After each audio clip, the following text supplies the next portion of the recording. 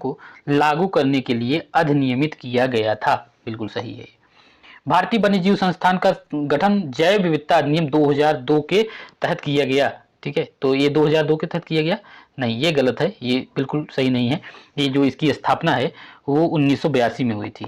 ठीक है, 1982 में पर्यावरण वन और जलवायु मंत्रालय के तहत भारतीय वन्यजीव संस्थान एक स्वायत्त संस्था है। ठीक है, भारतीय वन्यजीव संस्थान एक स्वायत्त संस्था है और इसकी स्थापना 1982 में हुई, इसलिए दूसरा गलत है, पहला सही है। उत्तर हो जाएगा केवल एक सही। तीसरा क्या है? तीसरा है जैविक घटकों के संदर्भ में निम्नलिखित कथनों में से कौन से कथन सही हैं? चलिए पढ़ लेते हैं, दोनों कथन पढ़ लेते हैं, देखते हैं सही का निशान इसमें लगाते हैं। मृदा, जल, वायु और प्रकाश जैविक घटकों का एक महत्वपूर्ण हिस्सा है। मृदा, जल, वायु और प्रकाश जैविक घटकों का एक नहीं, जैविक घटक नहीं है ये। अपरदकारी कार्बनिक पदार्थ को विघटित करते हैं। ठीक है, ये दूसरा सही है। उत्तर हो जाएगा इसका केवल 2। दरअसल जो जैविक घटक होते हैं वो सजीव होते हैं, जैसे पौधे, जंतु, सूक्ष्म जीव, ये सारी चीजें। ठीक है, ये जैविक घटक ये होते हैं, ना कि प्रकाश, वायु, जल, ये सब नहीं होते हैं। ठीक है, चलिए ये हमारा हो गया, इसका उत्तर हो गया तीसरे का सी।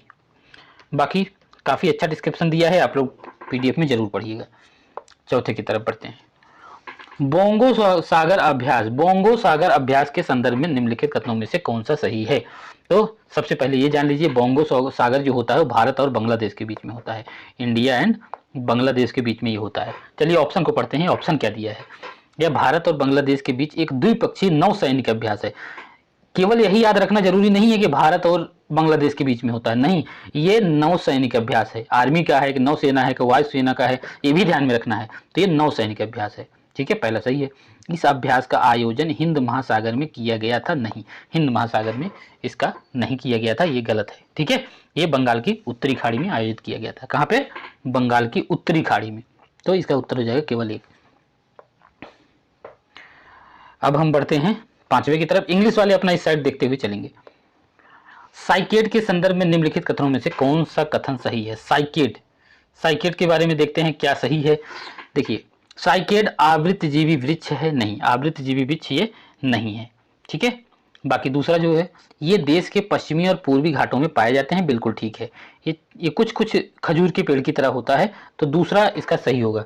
पांचवें का दूसरा उत्तर हमारा सही होगा। ठीक है, ये अनावृतजीवी है। ठीक है, अलग अलग नर इसमें हो, एक लिंगी है, ये एक लिंगी पौधा है, अलग अलग नर और मादा इसमें पाए जाते हैं।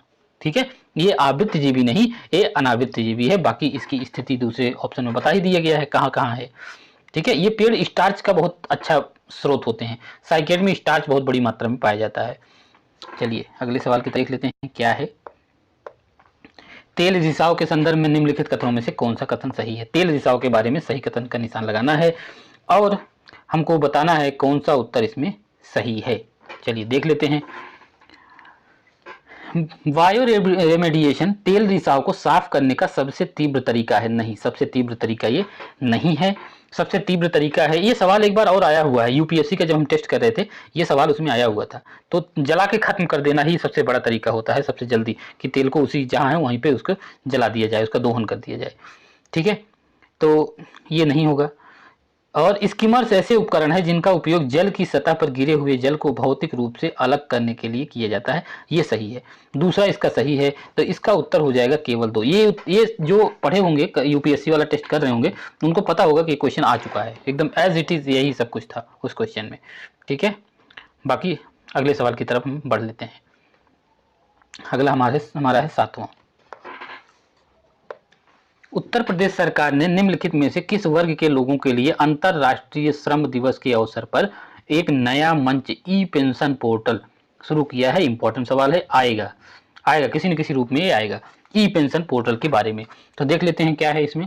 शारीरिक अक्षमता वाले वरिष्ठ व्यक्तियों के लिए नहीं, निजी कंपनी के सेवानिवृत्त कर्मचारियों के लिए नहीं, बीपीएल परिवार के वरिष्ठ नागरिकों के लिए नहीं, सेवानिवृत्त सरकारी कर्मचारियों के लिए ई पेंशन पोर्टल लाया गया था। उत्तर हो जाएगा हमारा डी। ठीक है, बाकी जो कब लाया गया था, अंतर्राष्ट्रीय श्रम दिवस कब होता है याद रखिएगा, 1 मई को ये दिवस मनाया गया है, 1 मई को।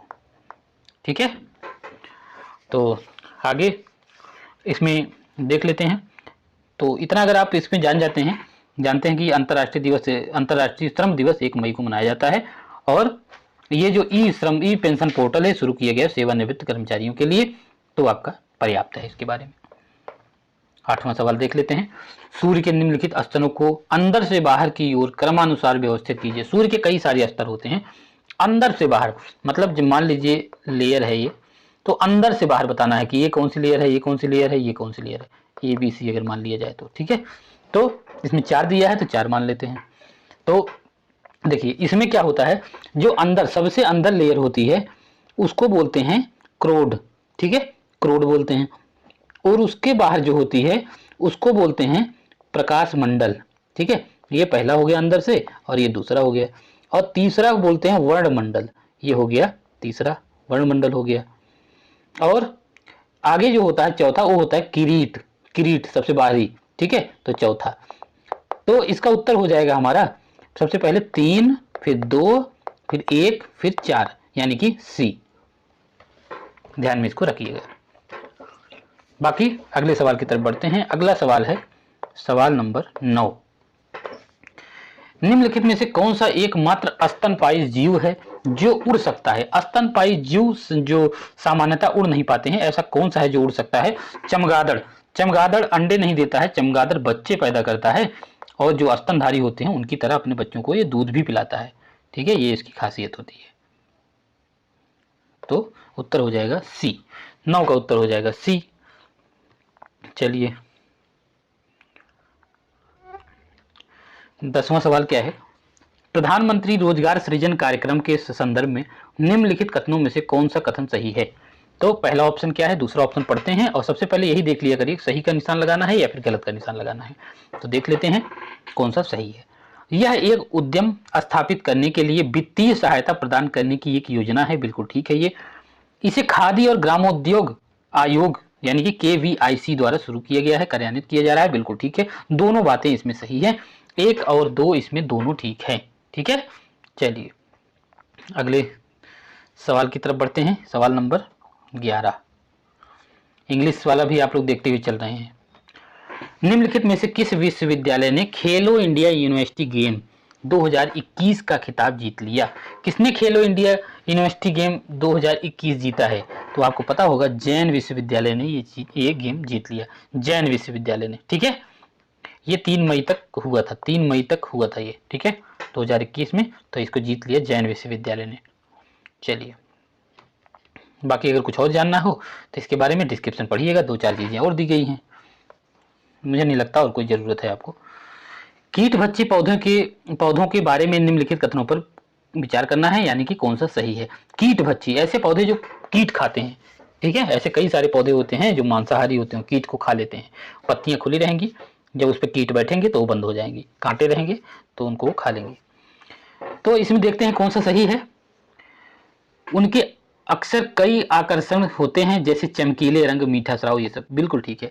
देखिए प्रकृति जानती है कि अगर ये कीटों को खाता है ये पौधा, तो उसको आकर्षक बनाने के लिए कुछ ना कुछ करेगी, नहीं तो उस पर कोई बैठेगा ही नहीं, कोई कीड़ा आएगा ही नहीं, बैठेगा ही नहीं। इसलिए उसकी पत्तियां चमकदार होती हैं, उसका जो उसमें स्राव निकलता है, रस निकलते हैं, वो सब मीठे होते हैं, देखने में बहुत खूबसूरत लगता है। तभी तितली हो गए और भी कीट पतंगे जो आकर्षित होकर आके बैठते हैं और उनको खा लेते हैं।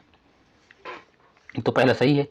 ड्रोसेरा और एंड्रोवांडा इसके उदाहरण, 2 अगर ये याद कर लेते हैं तब भी पर्याप्त है, 2 ही याद करिएगा, ज्यादा मत याद करिएगा।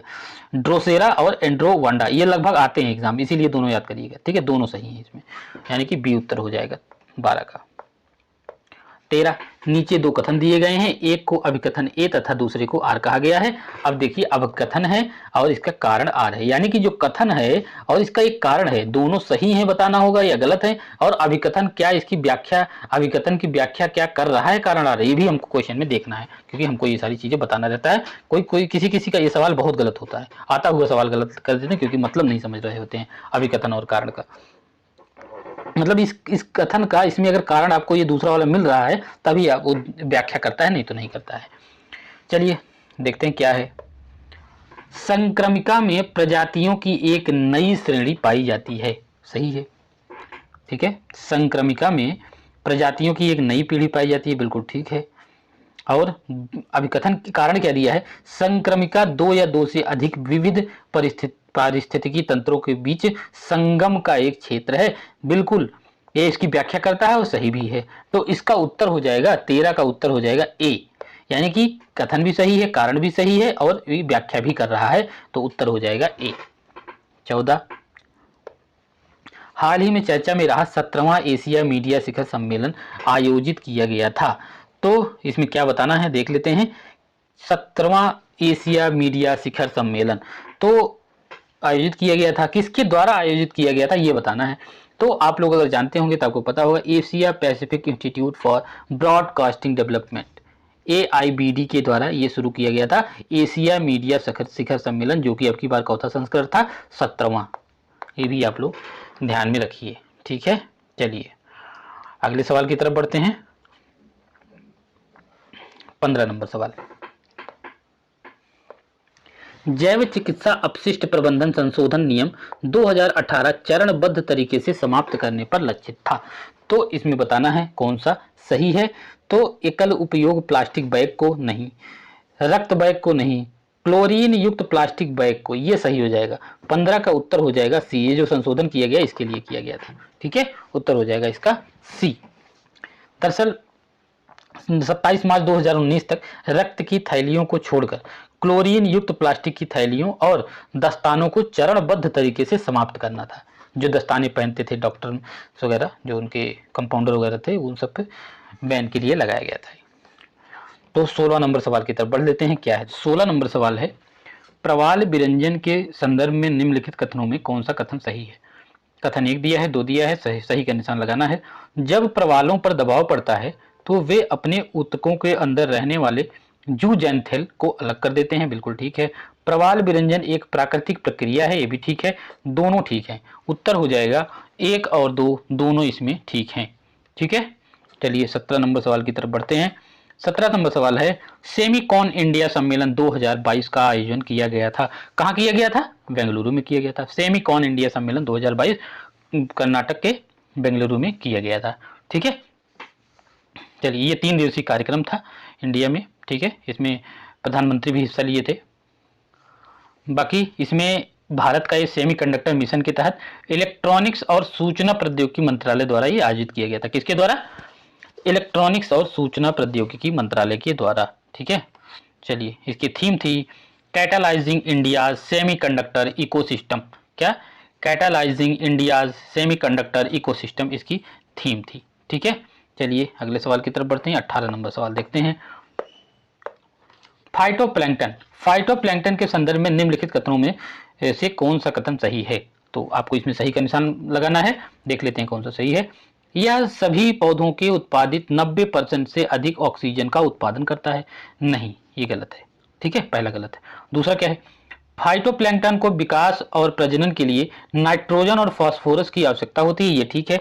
तो इसका उत्तर हो जाएगा 18 का उत्तर हो जाएगा केवल 2। जैसे देखिए फाइटोप्लैंक्टन क्या होता है, देखो फाइटो एक ग्रीक शब्द है, इसका मतलब होता है पौधा, ठीक है। फाइटो का मतलब होता है पौधा, और प्लैंक्टन का क्या मतलब होता है? प्लैंक्टन का मतलब होता है विचलित रहने या बहाव के लिए बनाया गया। विचलित रहेगा वो, या तो बहाव के लिए बनाया गया, बहता रहेगा वो। तो ऐसा पौधा जो बहता रहेगा उसको कहते हैं फाइटोप्लैंक्टन, ठीक है, ग्रीक शब्द है ये। तो इसी से ये बना है, ग्रीक शब्द से। ये सूक्ष्म पादप होते हैं, ठीक है, इतना आप इसके बारे में समझ लीजिए। और अगर ऑक्सीजन के इसमें उत्पादन की बात की जाए तो जो ये सभी पौधों से उत्पादित 90% से अधिक ऑक्सीजन का उत्पादन करता है, नहीं 90 नहीं, लगभग ये 60% का उत्पादन करता है, ठीक है, लगभग 60 होता है, इसलिए ये गलत है। तो इसका ये सही हो जाएगा। 19 नंबर सवाल है, क्योटो प्रोटोकॉल के संदर्भ में निम्नलिखित कथनों में कौन सा कथन सही नहीं है। 19 में बताना है कौन सा सही नहीं है। तो यह औद्योगिक देशों के लिए बाध्यकारी उत्सर्जन में कमी के लिए लक्ष्य निर्धारित करता है, ठीक है। यह वर्ष 2008 में लागू किया गया था, नहीं ये 2005 में लागू किया गया था। कब? 2005 में, ठीक है। 11 दिसंबर 1977 को क्योटो प्रोटोकॉल जो है जापान में अपनाया गया था। कहाँ पे, कब और कहाँ, ये याद रखिएगा, 11 दिसंबर 1977 को क्योटो में, जापान के क्योटो में अपनाया गया था, ठीक है। तो लागू कब हुआ था ये? 16 फरवरी 2005 को, 16 फरवरी 2005 को लागू हुआ था, इसीलिए ये सही नहीं है। सही नहीं है कि निशान भी लगाना है। चलिए 20 देखते हैं। बुंदेलखंड एक्सप्रेसवे की कुल लंबाई कितनी है? ऐसे सवाल आ जाते हैं, पीसीएस में आ जाते हैं, क्या है, आते ही हैं। बुंदेलखंड जो एक्सप्रेसवे बना है उसकी लंबाई है 296 किलोमीटर, 296.07 किलोमीटर। 296 भी याद रखेंगे तब भी काफी है। ठीक है, ठीक है। कहां से कहां तक ये जाता है? दरअसल देखिए, बुंदेलखंड क्षेत्र में ये विकास के लिए विशेषकर उत्तर प्रदेश के चित्रकूट, उसके बाद बांदा, हमीरपुर,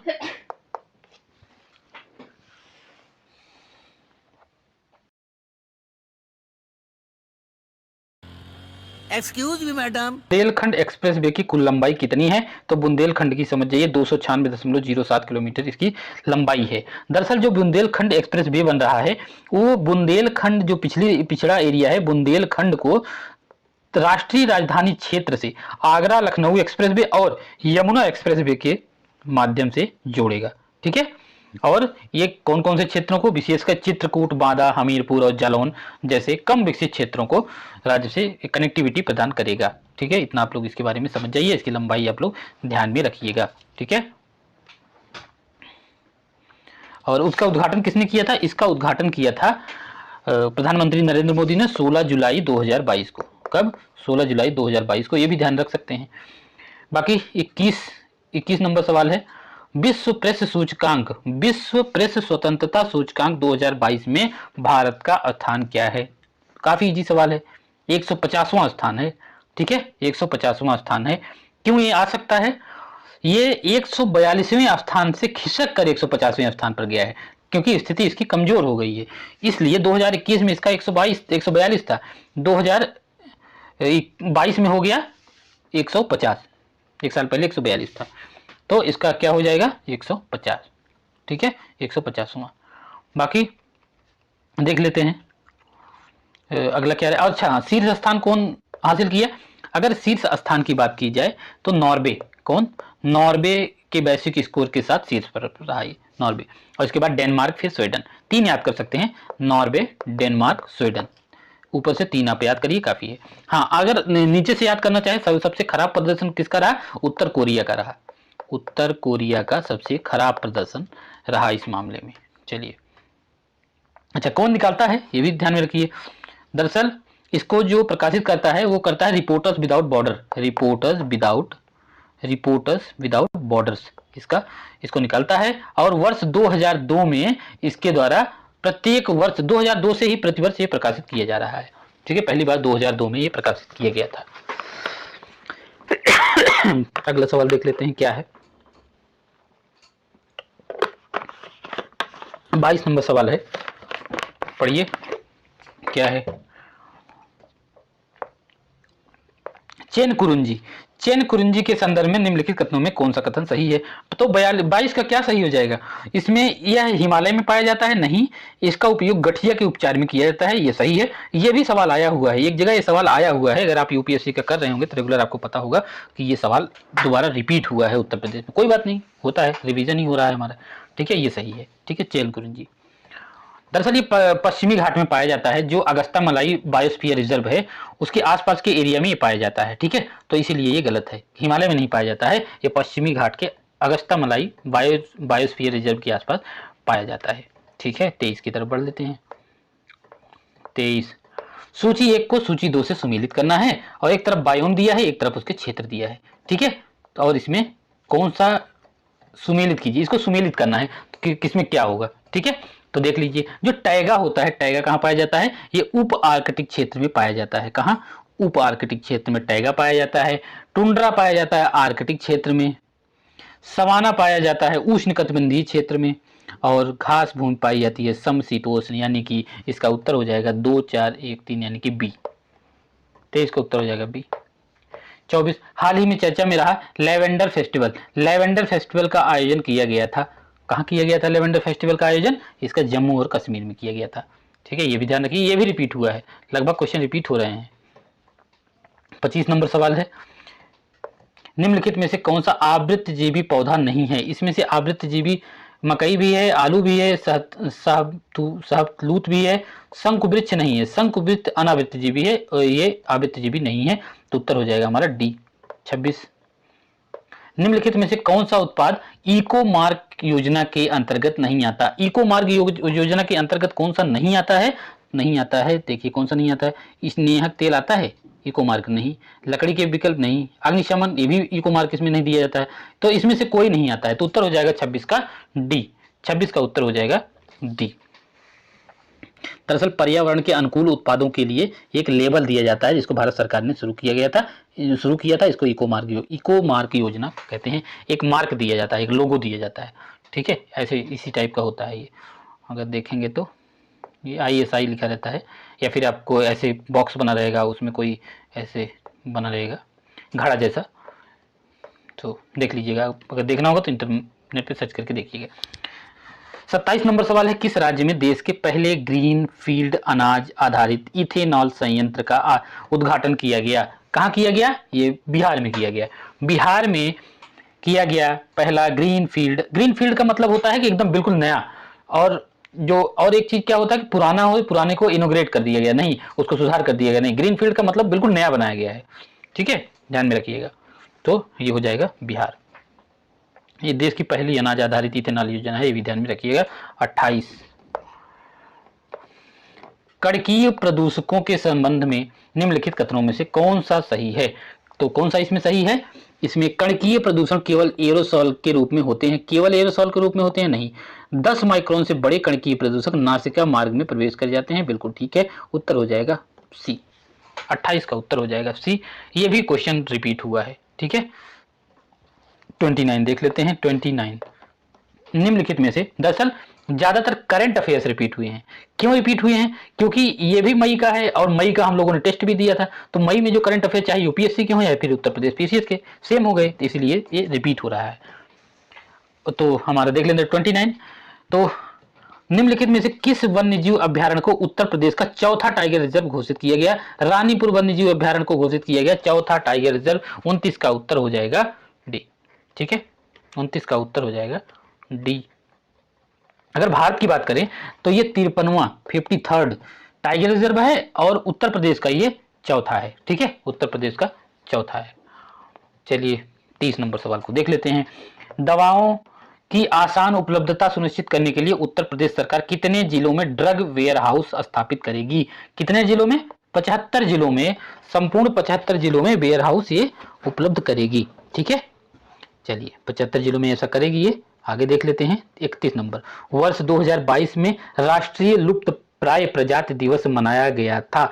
कब मनाया गया था? राष्ट्रीय लुप्त प्राय प्रजाति दिवस इंपॉर्टेंट है, ये इंपॉर्टेंट है। कब मनाया गया था? ये 20 मई को मनाया गया था, ठीक है। ये कब मनाया जाता है? क्या प्रतिवर्ष 20 मई को ही मनाया जाएगा? नहीं, ये दरअसल प्रतिवर्ष मई माह के तीसरे शुक्रवार को मनाया जाता है, ठीक है। कब? हर साल मई महीने के तीसरे शुक्रवार को, 3rd शुक्रवार को मनाया जाता है, ध्यान में रखिएगा। आजकल ऐसे सवाल बहुत आ रहे हैं जो इसका दिन फिक्स नहीं होता है। बाकी 32 नंबर सवाल देख लेते हैं। एक तरफ राष्ट्रीय उद्यान है, दूसरी तरफ स्थान है। हमको चुनाव करना है, हमको सूची का मिलान करना है। तो सैडल पीक राष्ट्रीय उद्यान अंडमान निकोबार में है, ये अंडमान निकोबार में है, दूसरा हो गया। और वाल्मीकि राष्ट्रीय उद्यान ये बिहार में है, ये पहला हो गया। गिर राष्ट्रीय उद्यान गुजरात में है, बहुत ईजी है, ये चौथा हो गया। गिर चौथा हो गया तीसरे में। और कालेसर राष्ट्रीय उद्यान हरियाणा में है, उत्तर हो गया 3, यानी कि 2 1 4 3, 2 1 4 3, यानी कि उत्तर बी। 32 का बी हो गया। 33 नंबर सवाल की तरफ देखते हैं। ये रट लीजिए, जैसे ये आ गया तो इतना याद कर लीजिए। अब ये मत खोजने बैठ जाइए कि जितने राष्ट्रीय उद्यान है सबको याद कर ले, कहाँ है। नहीं, इतना आया तो इतना याद कर लीजिए, फिर आगे आएगा तो आगे भी याद कर लीजिएगा। राष्ट्रीय कृषि आयोग ने पहली बार सामाजिक वानिकी शब्द का प्रयोग कब किया? पहली बार सामाजिक वानिकी का प्रयोग हुआ था 1976 में। कब? 1976 में। बाकी देखिए, कृषि वानिकी होती है, सामुदायिक वानिकी होती है, विस्तार वानिकी भी होती है, मनोरंजन वानिकी भी होती है, भी देख लीजिएगा क्या होता है, और आप लोग पढ़ लीजिएगा, बहुत इजी है, ज़्यादा इसमें टाइम वेस्ट करने का कोई मतलब है नहीं। तो 34 क्या है? न्यू डेवलपमेंट बैंक NDB के संदर्भ में निम्नलिखित कथनों में से कौन सा सही है? सही का निशान लगाना है। बोर्ड ऑफ गवर्नेंस की 7वीं वार्षिक बैठक का मुख्य विषय NDB अधिकतम विकास प्रभाव था। बिल्कुल ठीक बात है। NDB ने भारत में अपने क्षेत्रीय कार्यालय की स्थापना की घोषणा की है। अभी अभी घोषणा हुई है, बिल्कुल ठीक है, 1 और 2 दोनों सही हो जाएगा। बढ़ते हैं 35 नंबर सवाल की तरफ। अंतरजातीय परजीविता के संदर्भ में निम्नलिखित में से कौन से कथन सही हैं? अंतरजातीय परजीविता के बारे में बताना है। चलिए ऑप्शन को पढ़ते हैं, कौन सा सही है? इसमें एक प्रजाति को लाभ होता है जबकि दूसरी अप्रभावित रहती है। सही है ये बिल्कुल सही नहीं है, ये सही नहीं है। दूसरा क्या है? कुटकी टिक द्वारा रक्त चूसकर पोषण प्राप्त करना अंतरजातीय परजीविता का एक उदाहरण है, ये भी ठीक नहीं है। दोनों गलत है इसमें, तो उत्तर हो जाएगा ना तो एक सही है और ना ही 2 सही है 35 में। देखिए सहभोजिता क्या होती है, परजीविता क्या होती है, इसमें अंतर समझने की आपको जरूरत है। देखिए अंतरजातीय परजीविता 2 प्रजातियों के बीच अंतःक्रिया है जिससे एक जाति का दूसरी जाति पर पड़ने वाला प्रभाव नकारात्मक या नुकसानदेह होता है, लेकिन पहली जाति पर दूसरी जाति का प्रभाव पता लगाने योग्य नहीं होता है। ठीक है, होता तो नकारात्मक है लेकिन पता नहीं लगाया जा सकता। जैसे बड़े वृक्ष छोटे वृक्षों को छाया देते हैं और छोटे पौधे की वृद्धि को धीमा कर देते हैं, जबकि छोटे पौधे का बड़े वृक्ष पर कोई प्रभाव नहीं पड़ता है। ठीक है, अतः ये कथन गलत हो गया, पहला वाला समझे होंगे। ठीक है, बाकी सहजीविता समझ जाइए। सहजीविता क्या होती है? सहजीविता इसमें एक जात को लाभ होता है, दूसरी जात उसे अप्रभावित रहती है, इसको कहते हैं क्या? सहभोजिता। और परजीविता, इसमें एक जात को लाभ होता है, दूसरी को हानि होती है, इसको कहते हैं परजीविता। 36 नंबर सवाल की तरफ बढ़ते हैं। निम्नलिखित में से किस क्षेत्र में प्रवाल भित्त नहीं पाई जाती है? किस क्षेत्र में प्रवाल भित्त नहीं पाई जाती है, यही बताना है। कच्छ की खाड़ी में पाई जाती है, लक्षद्वीप में भी पाया जाता है, मन्नार में, खंभात की खाड़ी में नहीं पाया जाता है। कहाँ नहीं पाया जाता है? खंभात की खाड़ी में नहीं पाया जाता है। ठीक है, चलिए 36 का उत्तर हो गया डी, फैक्ट है। 37 7 मई 2022 को उत्तर प्रदेश सरकार ने किस विभाग के निर्देशन में राज्य के प्रत्येक जिले में हाईटेक नर्सरी विकसित करने का निर्देश दिया है? तो इसका उत्तर हो जाएगा ग्रामीण विकास विभाग। ग्रामीण विकास विभाग को ऐसा निर्देश दिया गया है। ठीक है, 38 नंबर सवाल को देखते हैं। राष्ट्रीय उद्यान के संदर्भ में निम्नलिखित कथनों में से कौन सा कथन सही है? तो देखते हैं कौन सा सही है। राज्य सरकार किसी क्षेत्र को राष्ट्रीय उद्यान घोषित कर सकती है, ये ठीक बात है, राज्य सरकार कर सकती है। वन्य जीव संरक्षण अधिनियम 1972 ने राष्ट्रीय उद्यानों के लिए संरक्षण मूल्य निर्दिष्ट किए, ये नहीं ठीक है। ये क्या क्यों नहीं सही है मैं बताता हूं आपको। तो उत्तर हो जाएगा इसका केवल 1। दरअसल जो राष्ट्रीय उद्यान है वो वर्ष 1972 में वन्य जीव संरक्षण अधिनियम में वन्य जीव अभ्यारण्यों की घोषणा के अलावा राज्य सरकार द्वारा राष्ट्रीय उद्यानों की घोषणा का प्रावधान करता है। तो आपको पहला सही मिल गया। और अभ्यारण्य के राष्ट्रीय उद्यान के संरक्षण मूल्य में अंतर वन्य जीवन संरक्षण अधिनियम 1972 में निर्दिष्ट नहीं है। क्या इसमें निर्दिष्ट नहीं है? ठीक है, अगर वर्तमान की बात की जाए तो वर्तमान में 106 राष्ट्रीय उद्यान भारत में हैं, ये भी ध्यान में रखिए। 39 नंबर सवाल देख लेते हैं। Sustainable use of wild species assessment report प्रकाशित की गई, किसके द्वारा प्रकाशित की गई? ये रिपोर्ट प्रकाशित की गई है IPBES के द्वारा। ठीक है, उत्तर हो जाएगा डी। याद है, फैक्ट है, याद कर लीजिए। सहायक प्रौद्योगिकी पर वैश्विक रिपोर्ट संयुक्त रूप से प्रकाशित की गई है, किसके द्वारा प्रकाशित की गई है? ये प्रकाशित की गई है विश्व स्वास्थ्य संगठन और संयुक्त राष्ट्र बाल कोष यानी कि यूनिसेफ, WHO और यूनिसेफ के द्वारा की गई है। उत्तर हो जाएगा 40 का डी। 41 की तरफ हम बढ़ लेते हैं, जिसमें डिस्क्रिप्शन की जरूरत नहीं है, उस पर हम टाइम नहीं खपाएंगे। 22 मई 2022 से 22 मई 2023 तक निम्नलिखित में से किस प्रसिद्ध व्यक्ति की 250वीं जयंती मनाई जा रही है? तो आपको पता होगा राजा राम मोहन राय की मनाई जा रही है। ठीक है, राजा राम मोहन राय। ठीक है, चलिए 42 संयुक्त राष्ट्र द्वारा किस दशक को decade for deserts and the fight against desertification का दशक के रूप में घोषित किया गया है? किसको घोषित किया? 2010 से 20 को घोषित किया गया है। ठीक है, याद रखिएगा, इंपॉर्टेंट है, 2010-20 को, 10 से 20। आगे 43 मरुस्थल बायोम के संदर्भ में निम्नलिखित में से कौन सा सही है? मरुस्थल बायोम के बारे में देख लेते हैं। इसमें यहाँ 25 सेंटीमीटर से कम वार्षिक वर्षा होती है। ठीक है, इस बायोम में पेड़ों की पत्तियां मांसल होती हैं, बिल्कुल ठीक है। तो दोनों सही हो जाएगा। ठीक है, मांसल होती हैं, कटीली होती हैं, क्योंकि पानी, ताकि इसमें कम नुकसान हो। चलिए 44 देख लेते हैं, क्या इसमें सही का निशान लगाना है? हाँ लगाना है। इफ्प्री IFPRI की वैश्विक खाद्य नीति रिपोर्ट के अनुसार निम्नलिखित में से कौन सा कथन सही है? सही उत्तर का चयन करना है। जलवायु परिवर्तन के कारण भारत को बढ़ती भूखमरी के साथ साथ खाद्य उत्पादन में गिरावट की दोहरी समस्याओं का सामना करना पड़ सकता है। ठीक है, जलवायु परिवर्तन का प्रभाव भारतीयों की औसत कैलोरी खपत पर भी पड़ेगा? नहीं, ये नहीं है, उत्तर हो जाएगा केवल एक हो जाएगा। ठीक है, 44 का। आगे इसको पढ़िएगा, इसमें कुछ और चीजें दी गई हैं। आगे है सूची 1 को सूची 2 से सम्मिलित कीजिए तथा सूचियों के नीचे दिए गए कूट को सही उत्तर का चयन करिए। एक तरफ है संगठन, दूसरी तरफ है स्थापना वर्ष।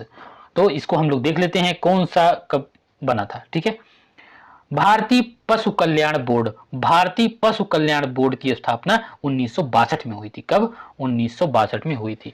और पशु क्रूरता निवारण की अगर हम बात करें तो ये 1960 में बना था। ठीक है, याद रखिएगा, पशु कल्याण 1962 में, क्रूरता का 1960 में बात की गई थी। बाकी और अगला देख लेते हैं, तो एक का हो जाएगा 2, एक का। हाँ, एक चीज और, जैसे ही ये सूची 1 को सूची 2 से मिलान करने की बात आए और एक आपको पता चल गया, एक का हो जाएगा 2। अब ए में 2 होगा, ये तो कन्फर्म है। अब आप देख लीजिए ए में 2 किसमें है? ए में 2 केवल ए में है और किसी में नहीं है, तो उत्तर हमारा मिल गया हमको ए। ये भी एक ट्रिक है, ये भी याद ध्यान में रखिए। एक आपको मिल जाए उसके बाद चेक किया करिए, तो आपको मिल जाएगा 45 का उत्तर हो गया। 45 का उत्तर क्या हो जाएगा? ए हो जाएगा। ठीक है, ये हो जाएगा, यानी कि बी जो हो जाएगा केंद्रीय चिड़ियाघर प्राधिकरण, ये 1992 में। राष्ट्रीय जैव विविधता प्राधिकरण, ये कब हुआ था? ये हुआ था 2007 में। वन्य जीव अपराध नियंत्रण ब्यूरो कब हुआ था? 4 में। ठीक है, सॉरी, ये इसका राष्ट्रीय जैव विविधता प्राधिकरण 2003 में, और ये हो जाएगा इसमें। ठीक है, तो ये सही है, तो इसीलिए सही हो जाएगा ए। इसको करेक्ट कर लीजिएगा। 45 46 देख लेते हैं क्या है। मानव और जैव मंडल कार्यक्रम मैब, मैन एंड बायोस्फीयर, पहल है। देख लीजिए किसकी पहल है? ये world wide fund for nature की पहल है। 46 का उत्तर ये तो नहीं होगा। ये दरअसल ये है यूनेस्को की। मैप जो प्रोग्राम था वो यूनेस्को का प्रोग्राम था, तो इसका उत्तर हो जाएगा डी। 47 देख लीजिए। हाल ही में निम्नलिखित में से किसे उत्तर प्रदेश का नया महाधिवक्ता नियुक्त किया गया है? किसको किया गया है? अजय कुमार मिश्रा को किया गया है। ध्यान में रखिएगा, अजय कुमार मिश्रा को नया महाधिवक्ता। ये आएगा नहीं सवाल, ऐसे सवाल नहीं आते। किसी वनडे एग्जाम में भले आ जाए, ऐसे इसमें नहीं आता है। आगे क्या है? एक विशेष भूभौगोलिक क्षेत्र में विभिन्न प्रजातियों के विकास का ऐसा प्रक्रम जो एक बिंदु से शुरू होकर अधिवास के अन्य क्षेत्रों तक प्रसारित होता है, क्या कहलाता है? वो दरअसल कहलाता है अनुकूली विकिरण। ये भी रिपीट हुआ है, इसको मैं ज्यादा नहीं बताऊंगा, आप लोग इसमें जाकर के पढ़िएगा। 49 नंबर सवाल की तरफ हम देखते हैं। पारिस्थितिकी अनुक्रमण के संदर्भ में निम्नलिखित में से कौन सा कथन सही है? इसमें बताना है, द्वितीयक अनुक्रमण में जीवित प्राणी पहली बार अनावृत या नवनिर्मित चट्टान में निवास करते नहीं। ये गलत है, पहला गलत है, क्योंकि ये द्वितीयक नहीं होगा।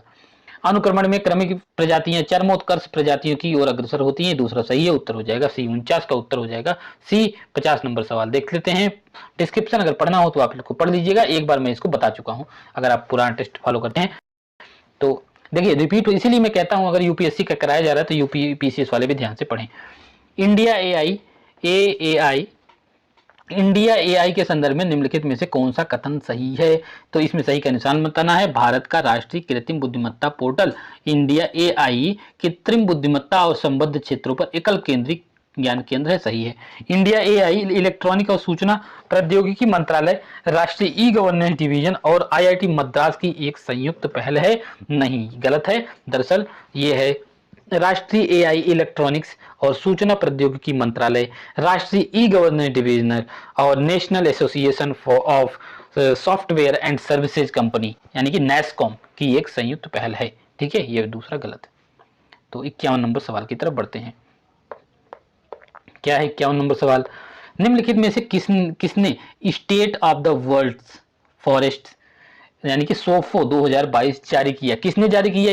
ये जारी किया खाद्य और नीति संगठन ने। किसने? खाद्य और नीति संगठन ने इसको जारी, सॉरी, खाद्य और कृषि संगठन ने इसको जारी किया। ठीक है, 51 का उत्तर हो जाएगा ए। बढ़ते हैं 52 की तरफ। 52 क्या है? जलीय जीवों के बारे में निम्नलिखित में से कौन सा कथन सही है? इसमें सही का निशान बताना है। नितलस्थ जीव वे हैं जो जल राशियों के तल में पाए जाते हैं, बिल्कुल ठीक है। और पेरीफाइटॉन अनासक्त जीव हैं जो जलवायु अंतरापृष्ठ पर रहते हैं, जैसे प्लावी पादप। नहीं, ये सही नहीं है, केवल उत्तर हो जाएगा 52 का ए। 52 का उत्तर हो जाएगा ए। 53 नंबर सवाल की तरफ हम बढ़ते हैं। 53 है, भारत में सबसे पुराना विद्यमान चिड़ियाघर कौन सा है? सबसे पहले है मार्बल पैलेस चिड़ियाघर। कहाँ पे है ये? दरअसल 1854 में इसकी स्थापना हुई थी। ये कलकत्ता में मार्बल पैलेस चिड़ियाघर में इसकी स्थापना हुई थी। ठीक है, तो यह देश का सबसे पुराना चिड़ियाघर है। ठीक है, ध्यान दीजिएगा। आगे 54 की तरफ बढ़ते हैं। उत्तर प्रदेश का पहला जनजातीय संग्रहालय थारू जनजाति संग्रहालय किस जिले में खोला गया है? बहुत ही इंपॉर्टेंट सवाल है ये बलरामपुर में खोला गया है। कहाँ पे?